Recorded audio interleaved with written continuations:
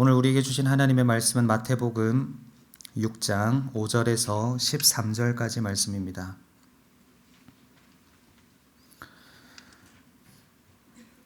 함께 교독해서 읽겠습니다. 또 너희는 기도할 때에 외식하는 자와 같이 하지 말라. 그들은 사람에게 보이려고 회당과 큰 거리 어귀에 서서 기도하기를 좋아하느니라. 내가 진실로 너희에게 이르노니 그들은 자기 상을 이미 받았느니라.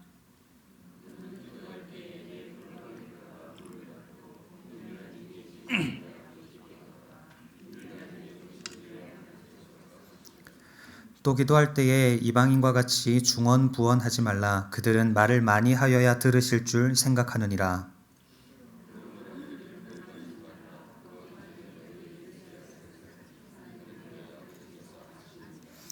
그러므로 너희는 이렇게 기도하라. 하늘에 계신 우리 아버지여, 이름이 거룩히 여김을 받으시오며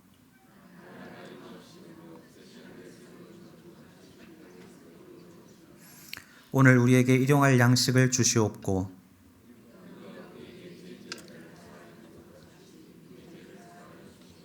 함께 읽겠습니다. 우리를 시험에 들게 하지 마시옵고 다만 악에서 구하시옵소서. 나라와 권세와 영광이 아버지께 영원히 있사옵나이다. 아멘. 오늘 이 시간 우리가 함께 나누고자 하는 말씀은 주기도문이란 무엇인가 하는 것입니다. 잘 아시다시피 오늘 본문은 예수님께서 제자들에게 주기도문을 가르쳐 주시는 내용입니다. 아마 여기 계신 분들이라면 주기도문 정도는 다 암송하시고 계시리라고 생각합니다. 기독교 역사적으로나 또 신학적으로나 또는 신앙생활함에 있어서 이 주기도문이 차지하고 있는 비중, 주기도문이 가지고 있는 중요성은 두말할 필요가 없을 것입니다. 너무나도 중요하고 또 소중한 기도문입니다. 그런데 어떻게 보면 주기도문은 우리가 가장 잘 알고 있는 기도문이지만 개인적인 생각으로는 가장 많이 희생되고 있는 기도문이 아닌가 생각합니다. 실제로 마틴 루터는 종교개혁 당시에 주기도문이야말로 지상에서 가장 끔찍한 순교자라는 말을 했을 정도로 이 주기도문을 형식적으로만 다루고 있는 이 교회 현실을 안타까워했습니다. 과연 우리가 이 주기도문 속에 담긴 의미와 가치를 얼마나 알고 있는가? 또 과연 우리는 이 선물과도 같은 기도문을 어떤 마음으로 받고 있는가? 이런 생각을 해보면 제 자신에게도 참 많이 반성이 되고 안타까운 마음도 듭니다. 그래서 오늘 이 주기도문 본문으로 함께 말씀을 상고할 때 우리에게 주신 이 소중한 기도문에 담긴 의미를 깨닫고 또 진정한 고백으로서 또 진정한 기도로서 주기도문을 우리의 마음으로 받으면 참 좋겠습니다. 물론 오늘 짧은 이 한 번의 설교로 주기도문의 모든 내용을 다 다룰 수는 없겠지만 적어도 우리에게 이 기도문을 주신 예수님의 마음을 조금은 이해하면 좋겠습니다. 그래서 앞으로 이 주기도문을 고백하실 때에 또는 이 기도문으로 기도하실 때 이 예수님의 마음으로 참된 고백으로 올려드리는 저와 여러분 되기를 주님의 이름으로 축원합니다. 먼저 주기도문이란 무엇인가? 첫째로 주기도문은 기도입니다. 너무나 당연한 말이겠지만 주기도문은 기도입니다. 왜 예수님이 기도를 가르쳐 주셨을까요? 먼저 예수님께서 주기도문을 주신 배경을 살펴볼 필요가 있습니다. 이 본문은 산상수훈이 배경이 되는데요. 예수님께서 산에 오르셔서 자신에게 나온 많은 제자들과 또 무리들에게 하나님 나라의 백성의 삶에 대해서 가르쳐 주시는데 그 중에 기도에 대한 말씀을 하시던 중이셨습니다. 그런데 5절과 6절을 보면 외식하며 위선적인 기도를 드리는 사람들에 대한 말씀을 하시고 7절과 8절을 보면 이방인처럼 중언부언하며 기도하는 사람들에 대해서 말씀을 하십니다. 예수님은 그러한 사람들에 대한 예시를 드시면서 너희는 절대로 그렇게 기도하지 말고 그들을 본받지 말라고 말씀하시면서 9절에 이렇게 말씀하십니다. 그러므로 너희는 이렇게 기도하라. 저는 주기도문의 내용도 참 중요하지만 이 말씀이 참 중요하다라고 생각합니다.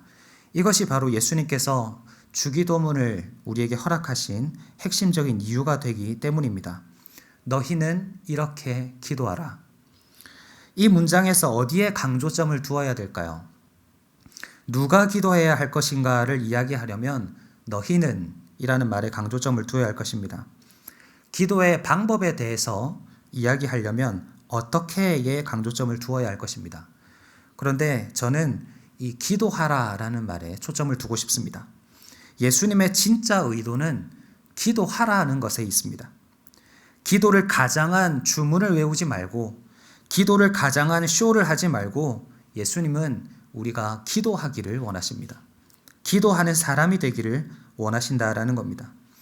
예수님께서 기도를 말씀하실 때 왜 외식하는 자들을 언급하셨을까요? 왜 기도를 말씀하시면서 중언부언하는 자에 대해서 말씀하셨을까요? 이유는 간단합니다. 실제로 그런 사람들이 있기 때문입니다. 기도의 방향이 하나님이 아니라 사람을 향해 있는 사람들이 있고, 기도의 내용이 단순히 주문처럼 의미 없는 그런 중얼거리고 있는 사람들이 있기 때문입니다.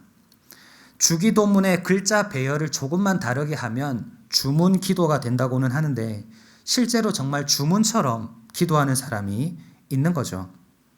그런 사람들 가운데서 진정한 하나님 나라의 백성은 사람을 향해 외치는 말이 아니라, 또는 의미 없이 주문을 외우듯이 중얼거리는 것이 아니라 진짜 기도를 해야 한다고 예수님은 말씀하시고 계신 것입니다. 그렇다면 무엇이 진짜 기도일까요? 본문을 근거로 생각해 보면 진짜 기도는 만남입니다. 예수님께서 기도를 가르쳐 주신 것은 우리가 기도하는 사람이 되기를 원하는 그런 의미가 담겨 있는데요. 8절을 보면 우리에게 있어야 할 것을 하나님이 아신다라고 말씀하셨습니다. 그런데 그 다음 구절이 조금 묘합니다. 하나님이 아시기 때문에 굳이 말 안 해도 된다라는 것이 아니라 아시느니라 그러므로 기도하라 라고 예수님은 말씀하고 계십니다. 무슨 말입니까? 이미 우리의 필요를 다 아시지만 하나님께서 우리가 뭐가 필요한지를 듣고 싶어서 기도하라고 말씀하시는 것이 아니라 우리를 만나고 싶어서 우리를 기도의 자리로 부르시고 계신다는 사실입니다. 에스겔 36장 37절에도 비슷한 구절이 나옵니다. 에스겔 36장에 보면 이스라엘의 회복에 대해서 말씀하시는 하나님께서 37절에 이렇게 말씀하십니다.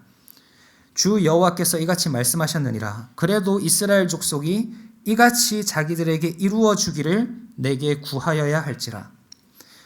하나님께서 이스라엘의 필요를 다 아시고 어떻게 회복시키실지에 대해서 36장에 대해서 말씀을 하셨지만, 하나님께서 이스라엘에게 요구하시는 것은 그렇게 이루어 주기를 기도하기를 원하신다라는 겁니다. 진짜 참된 기도는 미사여구로 잔뜩 치장이 된 아름다운 문장의 기도가 아닙니다. 진짜 참된 기도는 단순히 기도의 자리를 오래 지키고 있는 그런 버티는 기도가 아닙니다. 참된 기도는 비록 투박하더라도, 비록 단순하더라도, 비록 많은 내용이 아니더라도 나의 진심을 담아서 골방 가운데서 하나님과 대면하여 깊이 하나님과 만나는 그것이 바로 참된 기도입니다. 물론 오해는 하지 않으시리라 생각합니다. 제가 이렇게 말씀드린다고 해서 아름다운 말을 사용하지 말라는 것도 아니고요. 오래 기도하지 말라는 것도 아닙니다. 그것보다 더 중요한 포인트가 있다는 겁니다. 하나님과의 만남, 하나님의 부르심에 응답하는 것, 그것이 기도입니다. 그래서 예수님은 주기도문의 첫 대목에 너희는 이렇게 기도하라 라고 말씀하시는 겁니다. 이러한 차원에서 주기도문은 우리를 부르시는 하나님의 초대장이기도 합니다. 기도하는 자를 찾으시고 초대하시는 그 주님의 부르심에 기꺼이 응답하는 저와 여러분 되시기를 주님의 이름으로 축원합니다. 주기도문에 담긴 두 번째 의미는 주기도문은 편지입니다. 주기도문은 그 자체만으로 아름다운 기도문이고, 또 뿐만 아니라 방금 살펴본 대로 기도를 요청하시는 하나님의 초대장이기도 합니다. 그런데 동시에 편지이기도 합니다. 요즘에는 그런 일들이 많이 줄어들기는 했지만 우리 성도님들은 편지를 많이 써보셨으리라 생각합니다. 편지를 쓰는 이유가 무엇입니까? 나의 마음을 상대방에게 전달하기 위해서입니다. 주기도문도 마찬가지입니다. 어떻게 보면 성경 전체가 하나님의 마음을 담은 하나님께서 우리에게 보내신 편지라고 말할 수 있겠지만, 특별히 주기도문이 그렇습니다. 하나님의 마음이 어떠한지, 또 하나님의 소원이 무엇인지를 우리에게 잘 보여주시는 내용입니다. 주기도문이 오늘 본문뿐만 아니라 누가복음에도 나오는데요. 누가복음 11장을 보면 조금 더 명확하게 예수님이 주기도문을 알려주신 배경이 나옵니다. 예수님께서 기도를 마치시는 것을 보고는 한 제자가 예수님께 찾아옵니다. 그래서 이렇게 질문합니다. 예수님, 요한이 자기 제자들에게 기도를 가르친 것처럼 우리에게도 기도를 가르쳐 주십시오. 이런 요청을 합니다. 이 제자가 이렇게 예수님께 요청을 한 이유가 있습니다. 제자들이 기도를 할 줄 몰라서 어떻게 기도하는지 가르쳐 달라, 그런 의미가 물론 아니었습니다. 당시 유대인들은 예수님을 믿든지 믿지 않든지 기도에 굉장히 열심이었던 사람들이었습니다. 유대인들은 성경에 나오는 것처럼 금식도 자주 했고요. 하루에 3번 시간을 정해서 기도하는 습관도 있었습니다. 예수님의 제자들도 유대인들이었기 때문에 기도가 낯설지는 않았을 겁니다. 그런데 왜 기도를 가르쳐 달라고 했을까요? 그것은 요한이 자기 제자들에게 기도를 가르쳐 준 것처럼 가르쳐 달라는 말에서 그 이유를 찾을 수 있습니다. 그 당시 로마의 지배를 받고 있었던 이스라엘은 구약에 예언된 메시아를 기다리고 있었습니다.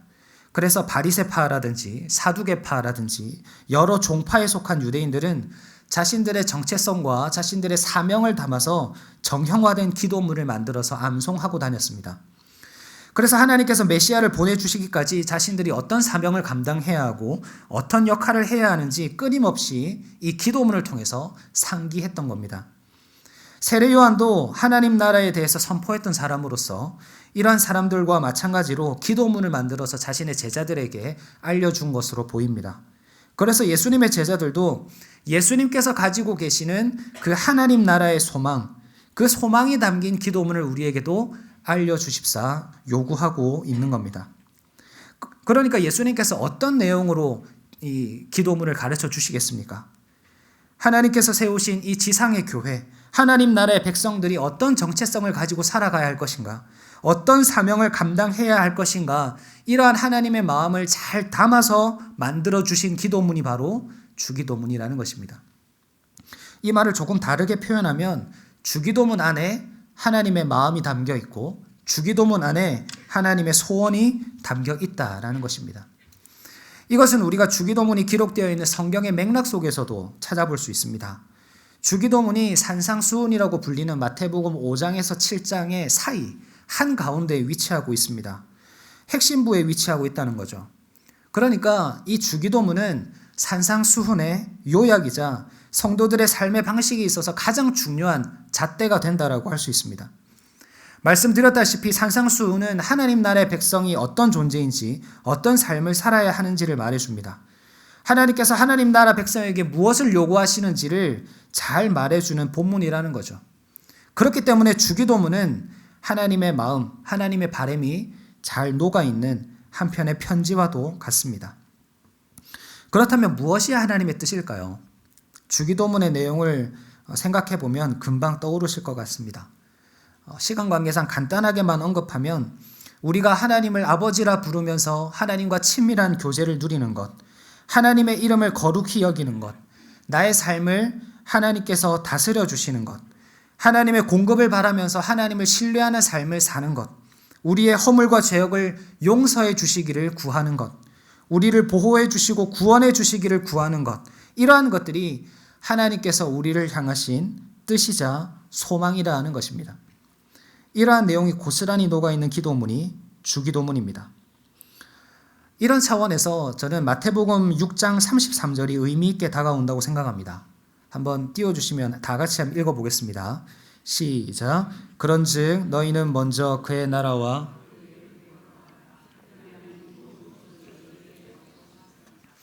주기도문을 묵상하다 보니까 이 마태복음 6장 33절이 주기도문의 요약이 아닐까라는 생각을 해보았습니다. 하나님의 나라와 하나님의 의를 구하는 기도가 무엇일까요? 바로 주기도문입니다. 단순히 주기도문을 암송하라는 것이 아니라 이 속에 담겨져 있는 의미를 깨닫고 하나님께서 우리에게 허락하신 그 소망이 이루어지기를 기도하고 구할 때, 다시 말해서 하나님의 마음을 알고 기도할 때 모든 것을 아시는 하나님께서 우리가 바라는, 우리가 기도하는 그 모든 것을 우리에게 허락해 주신다는 말씀입니다. 이처럼 주기도문은 하나님의 마음이 잘 담겨 있는 편지라고도 할 수 있습니다. 마지막으로 생각해 볼 주기도문의 의미는 주기도문은 다짐입니다. 하나님께서 이러한 주기도문의 내용으로 우리가 기도하기를 원하시는 궁극적인 이유가 무엇일까요? 그것은 우리로 하여금 그렇게 살기를 기대하시기 때문입니다. 주기도문을 잘 암송하는 것도 중요합니다. 주기도문의 내용을 잘 파악하는 것 또한 중요합니다. 그러나 성경의 전반을 살펴보면 하나님은 우리가 얼마나 많이 알고 있느냐에 관심이 있으신 것이 아니라 적게 알더라도 그것을 얼마나 잘 실천하면서 사느냐, 얼마나 그 말씀대로 사느냐에 더욱 관심이 있으십니다. 주기도문도 마찬가지라고 생각합니다. 예수님께서 이 기도문을 주실 때는 이렇게 기도하라라고 주신 것이지만 사실은 이렇게 살아라라는 말씀으로 받으시면 더욱 정확할 것이라고 생각합니다. 그런데 왜 우리에게 이렇게 살아라라고 말씀하시지 않으시고 이렇게 기도하라라고 말씀해 주셨을까요? 이렇게 살아라고 말씀을 하셨다면 좀 더 명확하게 우리가 이해하고 받았을 텐데 기도하라는 말씀을 주시는 이유가 무엇일까요? 그것은 기도가 아니면 안 되기 때문입니다. 아무리 우리가 이 말씀대로 이 기도의 내용대로 살아가고자 노력한다고 애쓰고 노력해도 하나님은 다 아시는 겁니다. 무엇을 아십니까? 우리의 부족을 아시고 우리의 연약함을 아십니다. 그래서 너희는 이렇게 살아라 라고 말씀하시는 것이 아니라 이렇게 살아갈 수 있도록 기도해라 라고 말씀하시는 겁니다. 예를 한번 들어보겠습니다. 주기도문은 이렇게 시작합니다. 하늘에 계신 우리 아버지여. 이 하나님을 부르는 짧은 한마디를 통해서 우리는 참 많은 것을 깨달을 수 있지만 그 중에 한 가지를 골라보면 우리는 하나님을 아버지라 모시는, 아버지라 부르는 거룩한 자녀라는 사실입니다. 그렇기 때문에 우리는 하나님을 아버지라 부르는 자녀답게 살아가야 하겠죠. 그런데 그것이 우리의 노력만으로 가능한 일입니까? 이 세상 가운데서 하나님의 자녀로 살아가는 일이 내 의지만으로 가능한 일입니까? 그렇지 않습니다. 그렇기 때문에 우리는 기도해야 합니다. 하나님을 아버지라 부를 수 있도록 하나님의 이름을 우리에게 허락해 주심을 감사합니다. 하나님의 자녀라는 이름에 걸맞게 살아가게 하여 주시옵소서. 이런 기도를 올려드릴 수 있어야 합니다. 주기도문은 이렇게 우리가 살아가야 할 길도 알려주지만 그 길을 걸어갈 수 있도록 기도할 것을 우리에게 요구하고 있습니다. 그래서 처음에는 이 마지막 대지를 강령이라는 단어로 쓰려고 했습니다. 하나님 나라의 강령, 하나님 나라의 규범이나 계획, 방침 이런 것들이 잘 녹아있는 강령이라고 하려고 했습니다. 그래서 이 강령대로 살아가야 합니다라고 말씀을 드리고 싶었으나 조금 더 묵상을 하다가 명령이라는 단어로 바꿨습니다. 조금 더 강한 표현을 쓰고 싶었습니다. 하나님께서 우리에게 이렇게 살아주었으면 좋겠다라가 아니라 이렇게 살아가라고 명령하셨기 때문에 이 고백이 입술에서 그치지 않고 삶으로 이어지기를 명령하셨기 때문에 하나님의 의지를 담아서 명령이라고 하고 싶었습니다. 그런데 결국 택한 단어가 다짐이라는 단어입니다. 왜냐하면 어떻게 보면 명령이라는 단어보다 좀 더 의미 있는 단어가 아닐까 생각해 봅니다. 하나님이 명령하셨기 때문에 순종합니다. 이것도 좋습니다. 그러나 내가 원하지 않는데도 명령이니까 억지로 따라간다? 이것은 하나님이 정말로 원하시는 게 아닐 거라고 생각합니다. 하나님이 진정으로 원하시는 것은 자발적인 결단입니다. 하나님, 내가 이렇게 살기를 다짐합니다. 하나님이 원하시니까 내가 억지로 따라가는 것이 아니라 하나님의 소원이 나의 소원이 되어서 내가 이렇게 살기를 다짐합니다. 이것이 진짜로 하나님이 원하시는 모습이 아닐까 생각해 봅니다. 그런데 여기서 마지막으로 한 가지를 더 묵상하고자 합니다. 그것은 행복이라는 단어입니다. 말씀을 묵상하다가 이런 생각이 들었습니다. 주기도문의 의미를 알고 기도하는 사람이 되었습니다. 그리고 하나님의 마음을 아는 사람이 되었습니다. 그리고 그 뜻대로 사는 사람이 되었습니다. 그러면 그 다음은요. 그렇게 기도하고 그렇게 살아가도 여전히 현실을 보면 참 피곤하고 힘듭니다.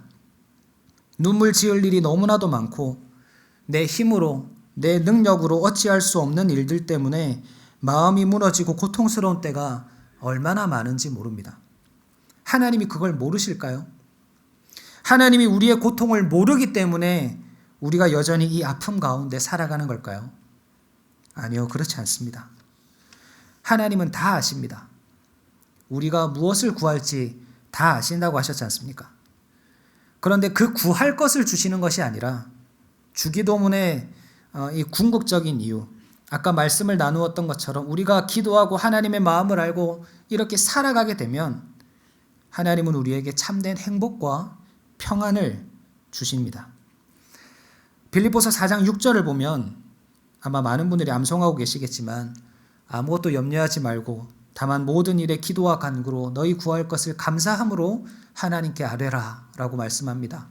그러면 7절에서 너희 구할 모든 것을 다 주시겠다고 약속하셨나요? 아닙니다. 7절에서 나타나는 하나님의 응답은 조금 다릅니다. 그리하면 모든 지각에 뛰어난 하나님의 평강이 그리스도 예수 안에서 너희 마음과 생각을 지키시리라. 하나님은 우리가 기도하고 하나님을 만나며 또 그 뜻을 알고 그 뜻대로 살아가기를 간절히 원하시는데 이로 인해서 우리에게 주어지는 것은 하나님의 평강입니다. 이런 의미에서 사랑하는 성도님 여러분, 올 한 해도 주님의 평강이 여러분과 함께 하시기를 바랍니다. 제가 이렇게 말씀을 드리면 목사님과도 함께 하시기를 바랍니다. 네, 이렇게 해주실 줄 알았는데요. 네. 이 땅에서 천국을 사는 삶, 이 땅에서 행복과 평안을 누리며 사는 삶, 이것이 하나님이 우리에게 원하시는 삶입니다. 이를 위해서 하나님은 주기도문이라는 귀한 선물을 우리에게 주셨습니다. 앞으로 주기도문을 암송하실 때마다 또는 틈틈이 우리의 삶 가운데서 이 믿음이 우리를 이끌어 가기를 간절히 소망합니다. 하나님은 하나님 나라 백성인 우리가 행복하게 하나님 나라에서 살아가기를 원하십니다. 비록 이 땅이 완성된 하나님 나라는 아니어서 여전히 어려움이 많고 여전히 힘든 일도 많이 있지만 그래도 하나님은 우리에게 격려해 주십니다. 뭐라고 격려해 주십니까? 내가 있잖아. 그러니까 기도해. 그리고 내가 알려준 나의 마음, 나의 뜻, 나의 소망, 그것을 잘 기억하고 그것대로 살아가려고 노력해봐. 이렇게 격려해 주십니다. 이것이 주기도문에 담긴 하나님의 마음이자 주기도문의 의미입니다. 원하옵기는 우리 모두가 그렇게 살아감으로 하나님의 평강으로 인해 늘 행복하게 되시기를 주님의 이름으로 축원을 드립니다. 말씀을 생각하면서 함께 찬양했으면 좋겠는데요. 행복이라는 찬양 함께 찬양했으면 좋겠습니다.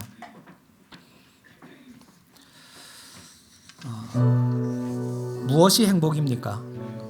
그 가사를 잘 한번 생각해 보시면서 우리가 행복을 누리며 참된 평안을 누리며 살아가기를 원하시는 그 하나님의 마음을 생각하시면서 함께 찬양했으면 좋겠습니다.